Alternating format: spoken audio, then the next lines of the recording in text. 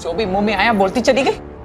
Insensitive कहीं की। Isha relax. तो जाती क्या है मेरी बच्ची के पास? ईशा को घर पर तो लेकर आ गए हैं सवी और शांतनु, पर अब भी भावनाओं के साथ खेले जाने पर बहुत गुस्से में है और बार बार सवी से कहती है कि कितनी इनसेंसिटिव है ये औरत, जो मुंह में आया बोलते चली गई बिना कुछ सोचे समझे। आई, किसी के कुछ भी बोलने से मुझे कोई फर्क नहीं पड़ता।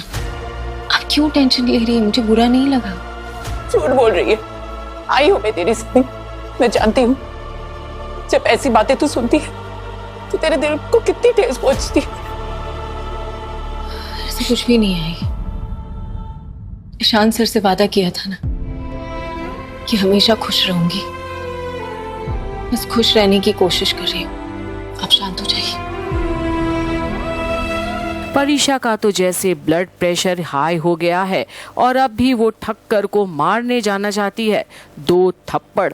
पर अब सवी और शांतनु ईशा को दवा लेने के लिए बोलते हैं बिना जिद किए और फाइनली ईशा दवा लेती है और सवी को सॉरी बोलते हुए सीने से लगती है रोते हुए और बोलती है कि सवी को ये सब सुनना पड़ रहा है आज, पर सवी बोलती है कि उसे बुरा नहीं लगा, बस वो शांत हो जाए। और बड़े ही प्यार से सवी अब ईशा को सुलाती है एक माँ की तरह, जहाँ ईशा अब भी दर्द से भरी ठक्कर के बारे में बोलते ही रहती है कि वो लोग इतने इनसेंसिटिव कैसे हो सकते हैं।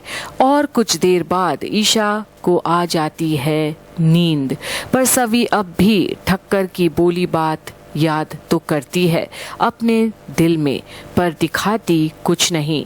और अब लाइट्स ऑफ करके जाती है कमरे से बाहर, जहां शांतनु खड़ा है। सो गई ना? हाँ, आ जाते नहीं, यहीं पर सो दीजिए। वैसे बड़ा एक बात तूने बिल्कुल सही कही, वही हमारी आई है और हम दोनों तेरे बच्चे। अब अगर इस आई से डांट नहीं खानी है तो ये आई आपको हल्दी वाला दूध बनाकर देगी, आप चुपचाप पी लीजिए। ओके? ओके आई, चलिए। और ईशा का नींद टूटता है और एक बार फिर उसका मन मचलता है सवी के खातिर कि आखिर ऐसे कैसे इतनी बड़ी बात बोल गई मिसेस ठक्कर। झगड़ालू सास होगी और बहू विधवा, तो बहू की शादी होगी कैसे? और उठकर जाती है और तभी देखती है सवी की फोटो और ममता से भरी आई की नजरें अब उस टैब पर पड़ती है जिसमें सवी को उसने लड़के का प्रोफाइल देखते देखा था और उठाती है उसे ऑन करने और अब अपने आप को रोक नहीं पाती ये बात पता करने के लिए कि सवी आखिर किसका प्रोफाइल देख रही थी।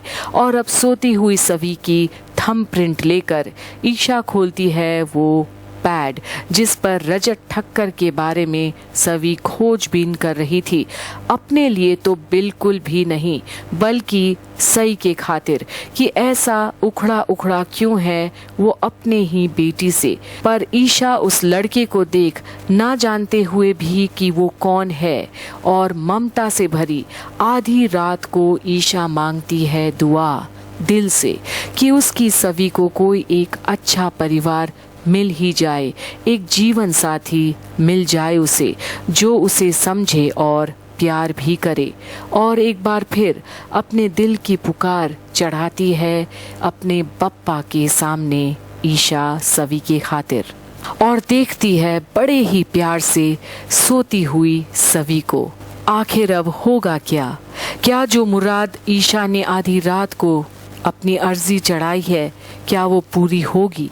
देखते रहिए घूमे किसी के प्यार में के आने वाली अपडेट्स में आखिर होगा क्या सवी की जिंदगी में? क्या जो ईशा चाहती है वो होगा या नहीं? देखते रहिए यहीं कंप्लीट बॉलीवुड पर सारी अपडेट्स।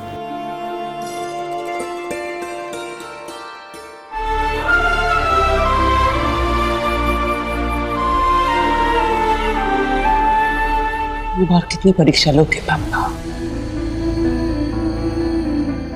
बस एक उम्मीद की किरण दिखा दो, बस एक।